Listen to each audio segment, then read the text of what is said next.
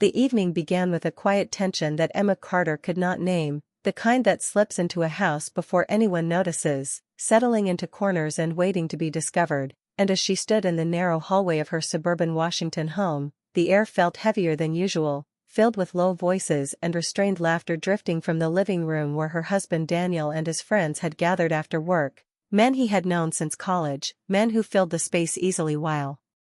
Emma often moved around them like a shadow, polite, kind, and mostly unseen, and as she walked toward the kitchen to pour herself a glass of water, she heard her name spoken, not loudly, not carelessly, but with a tone that made her slow her steps, one of Daniel's friends saying that there was something about the way Emma played the piano at night, how it made the house feel different, alive somehow, and another agreeing, saying they liked to sit quietly and watch, not in a strange way, but in the way people watch a sunset or listen to a song that reaches somewhere deep. And when one of them said, half joking but half serious, that they hoped she would play again tonight because they just wanted to watch, Emma stopped completely, her hand resting against the wall as her heart beat faster, surprise mixing with confusion and a sharp awareness she had not felt in years, because no one had spoken about her like that before, not recently, not with that kind of attention. And as she stood there listening, she realized they were not talking about her body or her looks, not anything improper or crude, but about the way she became someone else when she sat at the piano, calmer, stronger, more present, and this realization stirred something inside her, a memory of who she used to be before marriage became routine and before she learned to make herself small to fit into quiet spaces. And the house around her suddenly felt too tight, as if the walls had been listening too, and when Daniel laughed softly and said Emma was just playing for herself, that she didn't even know anyone was listening, Emma felt a strange ache. Because that was true, she never played for attention, she played because it was the only place she felt fully honest, and as the conversation shifted and the men began talking about work and sports, Emma moved again, slowly this time, her thoughts racing ahead of her steps, wondering when she had stopped being seen and how it felt both comforting and painful to realize that someone had noticed her again, even if it was only through a half-open door and a quiet melody. And as she reached the kitchen, she didn't turn on the light, choosing instead to stand in the dim glow from the living room, holding the glass of water she no longer wanted, her reflection faint in the window, older than she felt but younger than she feared, and she thought about the first years of her marriage, when Daniel used to sit beside her while she played, his hand resting on the bench, his eyes on her face, before long hours and shared responsibilities slowly pulled them apart without either of them noticing. And she wondered if Daniel even heard the music anymore or if it had become just another background sound in his life, and the thought made her chest tighten, because the idea that his friend saw something he no longer did felt unfair and sad in a way she couldn't easily explain. And as she stood there, she admitted something to herself that she had never said out loud, not even in her private thoughts, that a part of her wanted to be watched too, not out of vanity, but out of a deep human need to be recognized, to feel that her presence mattered, that her quiet efforts and unspoken emotions were not disappearing into the walls of her own home, and this wish frightened her because it felt selfish and disloyal, yet it also felt honest, and honesty had been missing from her life for a long time. And when she finally returned to the living room with the water she never drank, she smiled politely, exchanged a few kind words, and moved past them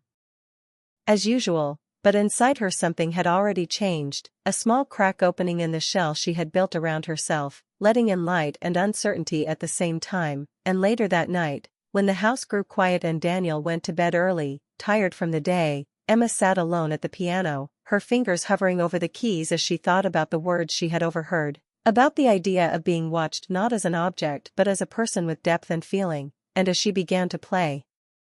the music came faster than usual, flowing with urgency and emotion, filling the house with a sound that carried both longing and hope. And though she did not know it yet, this moment marked the beginning of something that would challenge her marriage, her sense of self, and the quiet life she had learned to accept. Because once a person realizes they have been unseen, they cannot easily return to the dark, and once they wish to be seen, even gently, the wish has a way of growing, waiting patiently for the right moment to be answered. Emma Carter had always lived quietly, her life a careful balance of kindness, routine, and quiet dreams tucked away in notebooks and piano sheets that rarely saw the light of day. And as she walked through the autumn leaves outside her Washington home, she thought about the life she had built around others, Daniel's career, his friends, his ambitions, while hers had remained soft, almost invisible, a gentle hum beneath the louder sounds of the world. And yet there was a spark inside her, a small flame she had kept alive through poetry, music, and moments when no one was watching, and lately, that spark had grown restless, nudged by the subtle recognition from Daniel's friends, who seemed to see something in her she had forgotten existed, and she felt a mixture of surprise, shame, and delight at their attention, because it was not about being admired superficially, but about being noticed as someone with depth, someone capable of emotion and artistry. And she remembered the first time she had truly felt seen, sitting at the piano in her parents' living room as a child, the notes floating into the air and someone simply listening without interruption, a feeling she had carried with her into adulthood but had rarely experienced in her marriage as the years passed, with routines, chores, and responsibilities creating distance between her and Daniel, and in the evenings, when she played quietly in the dim light of their home, she felt herself again, free in a way that no conversation or social gathering ever allowed, and as she considered the recent visits of Daniel's friends, who lingered just outside the doorway or in the living room, waiting for her to start playing, she realized they were not intruding or being rude, they were giving her the same gift she had always longed for, to be witnessed, to have her presence matter, to be appreciated without judgment, and this thought made her heart swell with a mix of excitement and nervousness, because she knew she had spent years shrinking, adjusting her desires to fit into the spaces others had made for her, and now there was proof that she could still be remarkable, still capable of evoking awe without changing herself, without pretending or performing for anyone, and Emma reflected on how strange it was that recognition could feel both exhilarating and terrifying at the same time, the fear of being misunderstood clashing with the desire to be known, to let someone past the surface and into the quiet chambers of her soul. And she thought about her friends at work, her neighbors, the people who passed through her life without ever really seeing her, and she felt a subtle sorrow, realizing that most of her interactions had been polite but hollow, functional but without true emotional depth, and yet, in the presence of Daniel's friends, she had glimpses of the attention she craved, attention rooted in respect, admiration, and a kind of silent encouragement that made her feel alive in ways she had not felt in years. And as she sat at the piano one late evening, the house empty except for the faint hum of the heating system and the occasional creak of the floorboards, she allowed herself to pour all of her longing, her quiet frustration, and her hopes into the music, her fingers moving with a speed and emotion that startled even her, the notes racing ahead of her thoughts as if they carried messages from the parts of herself she had neglected, and in that moment, she understood that this was not just a hobby or a pastime, it was the bridge back to herself, a bridge that could reconnect her to Daniel, to his friends, and to the part of life that thrived on genuine attention and shared emotion, and she remembered nights long ago when Daniel would sit beside her, his hand sometimes brushing against hers, silent but present, and she had forgotten that feeling, allowing routine and fatigue to dull the intimacy that had once been effortless, and now, as she played faster, more confidently, she sensed a shift not only in her own heart but in the energy around her, as though the house itself was leaning in to listen, carrying the vibrations of her music into the walls and into the ears of those who had come to appreciate her quietly, and in her mind, she replayed their small gestures, the way one friend's eyes would soften when a particular melody rose, the way another would tilt his head as if trying to memorize each note, the way Daniel's laugh had always returned in the quiet after a song ended, a sound she realized she had missed more than she had admitted. And these memories mingled with the present, fueling a sense of urgency, of needing to reclaim herself in the midst of a life that had often overlooked her needs, and she felt a mixture of joy, sorrow, and longing, a complex cocktail that made her heart pound, because she understood that recognition and attention were not trivial, but essential, that being noticed was a form of love, not necessarily romantic, but human, deep, and sustaining, and she realized that the curiosity and admiration of Daniel's friends were mirrors, reflecting back the part of her that had always been capable of beauty, resilience, and emotional depth, and as the evening drew on, the notes slowed, softening into gentle whispers, Emma felt both satisfaction and apprehension, knowing that the awareness of being seen could change everything, and she wondered whether Daniel would notice this shift, whether he would recognize the way her eyes sparkled as her fingers moved over the keys, whether he would understand that her longing for attention was not vanity but the simple desire to feel alive, to have her existence acknowledged, to be appreciated for her quiet brilliance. And in that moment, alone in the dimly lit room, Emma made a silent vow to herself. She would no longer hide, no longer play for the empty walls alone, but she would let the people who cared see her fully, and she would reclaim her presence in the lives of those she loved, starting with Daniel, starting with the friends who had given her the first glimpse of recognition in years. And as she rose from the piano bench, the echoes of the music lingering in the room, she felt a thrill of possibility, a pulse of hope that her life could shift, that her quiet existence could bloom into something noticed, cherished, and alive. And though the night was still, though the streets outside were silent, Emma knew that something had begun, something delicate, emotional, and profoundly human. A journey of being truly seen, of reclaiming herself, of awakening the heart she had kept tucked away. And she stepped into the hall, ready to embrace the attention, the connection, and the warmth that she had longed for, unaware of the gentle ripple her courage would create in the hearts of those around her, in her marriage, in her friendships, and most importantly, within herself. A quiet but unstoppable movement toward recognition, love, and emotional awakening. The night was quiet, the kind of stillness that made every sound seem louder, and Emma Carter sat at the piano, her fingers tracing familiar keys while her mind raced with thoughts she hadn't allowed herself to speak aloud, thinking about the way Daniel's friends had watched her play, the way their admiration had felt both strange and comforting. And just as she was lost in the music, she felt Daniel's presence behind her, the faint rustle of his movement, the sound of his breath shifting in the room, and she paused, unsure if she wanted to face him, yet curious, because something had changed between them, an invisible tension, an unspoken question lingering in the air. And when Daniel finally spoke, his voice low but steady, he said, "You know they admire you." And Emma turned slightly, her hands resting on the keys, heart catching, unsure how to respond, because it was true, she had felt it, but hearing it confirmed made her pulse quicken with a mixture of pride and vulnerability. And Daniel continued, saying that they thought she was brave, that playing in front of others, even quietly, was a gift, and that they recognized the beauty and honesty she poured into every note. And Emma felt a lump in her throat, because no one had said such things to her in years, no one had acknowledged the part of her that longed to be noticed without fear, without judgment. And in that moment, sitting in the dim glow of the lamp, she realized that the admiration of friends was not enough, that she needed Daniel's recognition more than anyone else's. And when she looked at him, she saw something in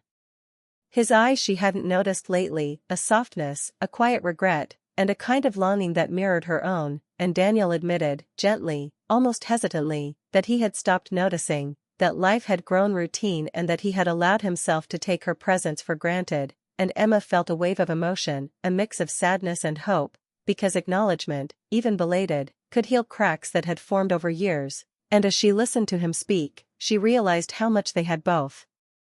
missed, how many silent moments had passed without true connection, without seeing each other fully. And she thought about all the evenings she had played alone, the music filling empty spaces while her heart wished to be understood. And now Daniel was there, finally watching, truly seeing her, not with judgment or expectation, but with the quiet vulnerability of someone who cared deeply. And Emma's fingers began moving over the keys again, softly this time, letting the music speak what words could not, letting it carry the emotions of longing, regret, and love that had been held back for too long. And Daniel leaned closer, listening, his hand brushing lightly against hers, a small gesture but one that bridged years of distance and misunderstanding. And for the first time in a long while, Emma felt fully present, fully alive, knowing that connection was possible, knowing that recognition was not just external but shared, reciprocal, and necessary. And as the song ended, the notes lingering in the air like a breath held too long, they sat together in silence, both of them aware of the delicate balance that had shifted in that quiet room, a balance of honesty, vulnerability, and emotion. And Emma realized that being seen was not a fleeting desire but a need, a human craving for acknowledgement and intimacy. And Daniel's presence, his quiet admission, and his gentle listening were enough to begin rebuilding the bridge between them, a bridge that had been neglected but never destroyed. And as they sat together, the weight of unspoken words filling the room yet feeling lighter than ever, Emma understood that this was a turning point, that the fragile beauty of their renewed connection could grow if nurtured, and that recognition and appreciation were acts of love as meaningful as any spoken promise. And when Daniel finally smiled, a real, soft smile that reached his eyes, Emma felt tears threatening, not of sadness but of release, because she had been seen, truly seen, and her heart, which had longed for this simple acknowledgement, felt lighter, freer, ready to embrace the intimacy that had been dormant. And in the quiet of their home, surrounded by the echoes of music and the soft glow of lamplight, Emma knew that the hardest step had been taken, admitting her own need to be noticed, hearing it reflected in someone she loved, and allowing herself to feel worthy of that attention. And as the evening stretched on, they talked softly about small things at first, then memories, then dreams, each word building trust, understanding, and closeness. And Emma realized that sometimes connection is less about grand gestures and more about the courage to share your presence and the willingness of someone else to receive it, to watch without judgment, to listen without distraction. And as the night deepened, she felt a sense of quiet triumph, a reassurance that love, attention, and recognition were not lost to time or routine, that they could be reclaimed, nurtured, and shared. And though the road ahead would require patience, honesty, and vulnerability, Emma felt ready, more alive than she had in years, knowing that the music she played was not just notes on a page but a language of the heart, a way to communicate longing, regret, hope, and love, and that Daniel was finally listening, truly watching. And for the first time in a long while, she believed that the quiet, tender reconnection they had begun that night could grow into something enduring, emotional, and profoundly human, something that would strengthen their marriage, deepen their bond, and allow both of them to be fully seen, fully understood, and fully cherished. Weeks passed, and Emma Carter felt a subtle but undeniable shift in the rhythm of her life, a movement that began the night Daniel admitted he had stopped truly noticing her, and now that acknowledgement had grown into a gentle, persistent presence in their marriage, a sense that her existence mattered in a way it had not for years. And one evening, the small community center announced a gathering, a casual event where locals could share art, music, and stories. And Emma, encouraged by Daniel and the quiet support of his friends, decided to play, not for an audience, not for praise, but to step fully into the life she had been rediscovering. And as she arrived, the room was alive with conversation, soft laughter, and the shuffling of chairs, neighbors exchanging greetings, children running briefly past the stage, and familiar faces that made her feel both nervous and excited. And when she saw Daniel sitting in the front row, his posture attentive, his eyes following her every movement with warmth and pride, she felt a surge of reassurance. And the sight of his friends near the back, watching quietly but with soft smiles, reminded her of the first evening she had overheard their admiration, making her heart race with a mixture of anticipation and calm confidence. And as she approached the piano, her hands brushing lightly over the polished surface, she felt the familiar thrill of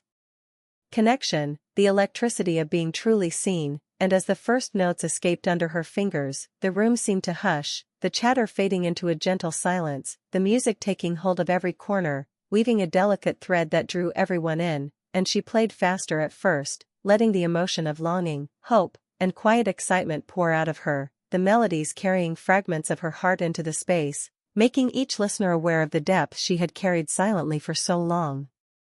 And Emma noticed subtle reactions, Daniel leaning slightly forward, his hand resting loosely on his knee, his eyes glistening with recognition, a neighbor whispering to another, their eyes wide with quiet awe, the friends at the back swaying gently to the rhythm, their expressions soft, attentive, and proud. And Emma realized that she was no longer playing for herself alone, nor was she playing for validation, but for a shared human experience, a connection that transcended words and simple observation. And as she continued, her hands danced over the keys with more confidence, more freedom, allowing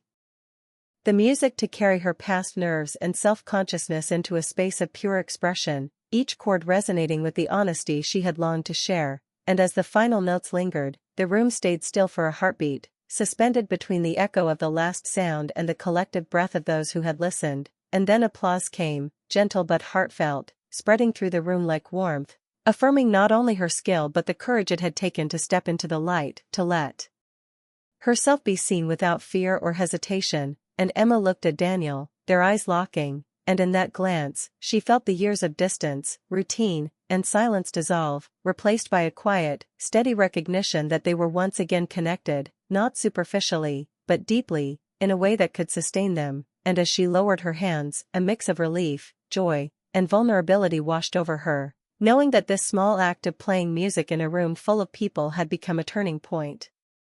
A declaration that she existed fully, that her heart, her presence, and her emotions mattered, and that being watched, when it was done with respect, admiration, and love, was not a threat or a demand but a form of acceptance and connection that nourished the soul. And as the evening wore on, conversations flowed more naturally, Daniel's friends chatting with her about the music, Daniel himself expressing quiet pride, neighbors complimenting not just her skill but the emotion she had conveyed.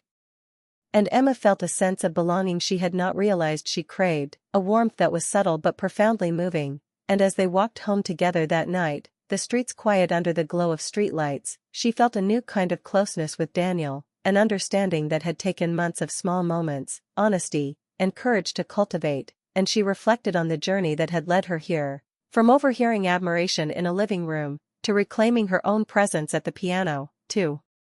being fully witnessed and valued. And she realized that life had shifted not through grand gestures but through persistent attention, gentle acknowledgement, and the courage to let oneself be known. And in that understanding, she felt hope bloom, a quiet confidence that the bond she shared with Daniel, strengthened by mutual recognition and emotional honesty, could endure, deepen, and grow. And as they reached their doorstep, Emma glanced back at the night sky, the stars faint but steady, and she understood that being seen was more than a fleeting wish, more than applause or attention. It was about connection, about love in its simplest, most human form, about the courage to let someone witness your true self. And she felt that courage solidify within her, knowing that she had stepped into her own life, her own story, and that she would carry this awareness forward, into music, marriage, friendships, and the small, tender moments that define a life well lived. And in that moment, the